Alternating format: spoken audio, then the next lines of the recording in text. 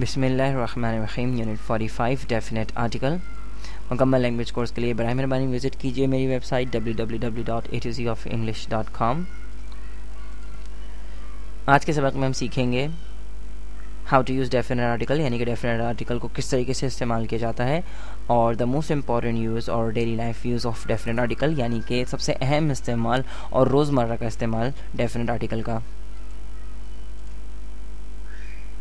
अच्छा जी, definite article the या इसको दी भी कहा जाता है, ये प्रॉपर या डेफिनेट नाउन्स के साथ इस्तेमाल होता है। आपने इससे पिछला यूनिट जो इंडेफिनेट आर्टिकल किया था उसमें मैंने आपको बताया था कि ए और एन जो कि इंडेफिनेट आर्टिकल्स हैं वो कॉमन नाउन्स के साथ इस्तेमाल होते हैं, और आज जो हम देख रहे हैं डेफिनेट आर्टिकल का इस्तेमाल, इसमें यह है कि डेफिनेट आर्टिकल जो है वो प्रॉपर या डेफिनेट नाउन्स के साथ इस्तेमाल होता है।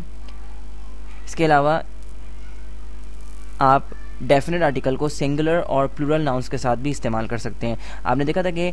इनडेफिनेट आर्टिकल वो सिर्फ और सिर्फ सिंगुलर नाउन के साथ इस्तेमाल होता है, लेकिन डेफिनेट आर्टिकल जो है वो सिंगुलर और प्लूरल दोनों नाउन्स के साथ जो है वो इस्तेमाल हो सकता है। लेकिन शर्त यह है कि वो चाहे या जो नाउन है वो चाहे वो सिंगुलर नाउन हो या वो प्लूरल नाउन हो, दोनों के दोनों क्या हैं वो डेफिनेट और प्रॉपर होने चाहिए। अगर आप जो है वो डेफिनेट आर्टिकल को सिंगुलर कॉमन नाउन के साथ इस्तेमाल करने की कोशिश करें तो हरगिज़ नहीं हो सकता। तो ज़हन में रखें, चाहे वो सिंगुलर नाउन हो चाहे वो प्लूरल नाउन हो, डेफिनेट आर्टिकल इस्तेमाल हो सकता है, लेकिन उसकी सूरत सिर्फ यही है कि वो नाउन जो है वो क्या होना चाहिए, प्रॉपर या डेफिनेट होना चाहिए।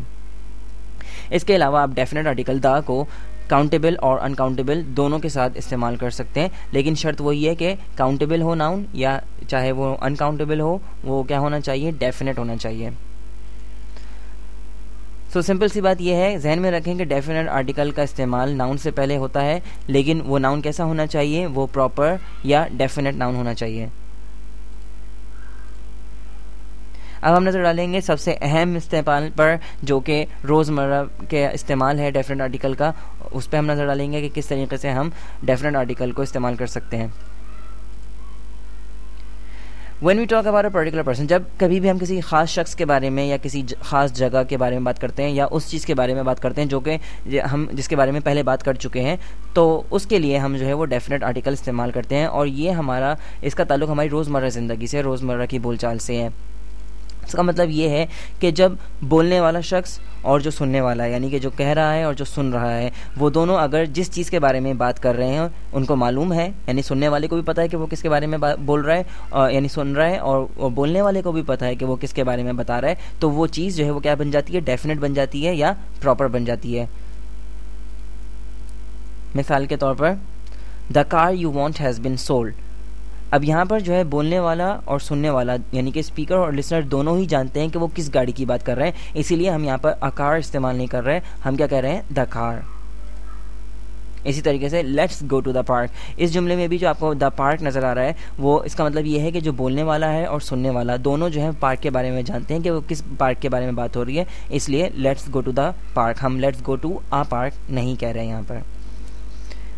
तीसरी मिसाल में आप देख सकते हैं, the boy who we met last Friday was murdered last night. अब मिसाल के तौर पे तसव्वुर कीजिए कि आप जो है पिछले जुम्मे को किसी शख्स से मिले और आपका दोस्त भी आपके साथ था, ठीक है, और पिछली रात यानी कि लास्ट नाइट वो लड़का जो है वो उसका कत्ल हो गया और आपने ये खबर अखबार में पढ़ी। अब आप अपने दोस्त को फ़ोन करते हैं ये बताने के लिए, इस खबर के बारे में उसको मुत्तला करने के लिए, तो आप उससे क्या कहते हैं, the boy who we met last Friday was murdered last night. तो इसका मतलब ये है कि आप अपने दोस्त को बता रहे हैं उस लड़के के बारे में, यानी कि वो लड़का, आपका जो दोस्त है वो भी उस लड़के को जानता है और आप भी उस लड़के को जानते हैं। तो जिसकी बात हो रही है, यानी कि जिस लड़के की बात हो रही है, वो आप भी जानते हैं और आपका दोस्त भी जानता है, तो वो आप उसके लिए अ बॉय इस्तेमाल नहीं करेंगे, बल्कि आप उसके लिए क्या इस्तेमाल करेंगे, द बॉय, क्योंकि अब ये डेफिनेट बॉय हो गया, एक पर्टिकुलर बॉय हो गया। ये कोई हर किसी लड़के के बारे में बात नहीं कर रहे, आप किसी खास लड़के के बारे में बात कर रहे हैं यहाँ पर। Number 4, I bought a cat yesterday, मैंने कल एक बिल्ली खरीदी।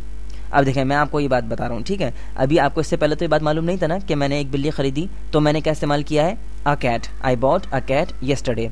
अब मैं आपको इस कैट के बारे में मजीद मालूमात दे रहा हूँ, द कैट इज़ ब्लैक, तो अब मैंने क्या इस्तेमाल किया, द कैट। यहाँ पर मैंने अ कैट इस्तेमाल नहीं किया, बल्कि मैंने द कैट इस्तेमाल किया है, क्योंकि आपको मालूम है अब कि मैं किस बिल्ली की बात कर रहा हूँ, उस बिल्ली की बात कर रहा हूँ जो कि मैंने कल खरीदी। तो I bought a cat yesterday,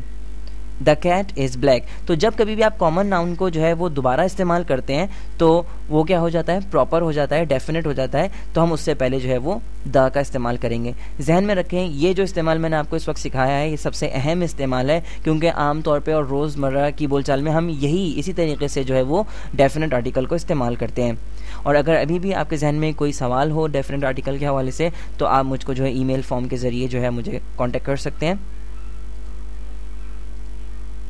अब हम कुछ दूसरे इस्तेमाल पर नज़र डालेंगे डेफिनेट आर्टिकल के।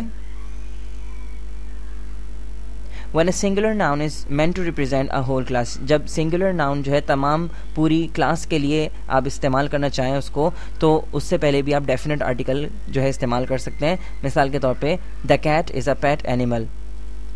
The cow is a useful animal.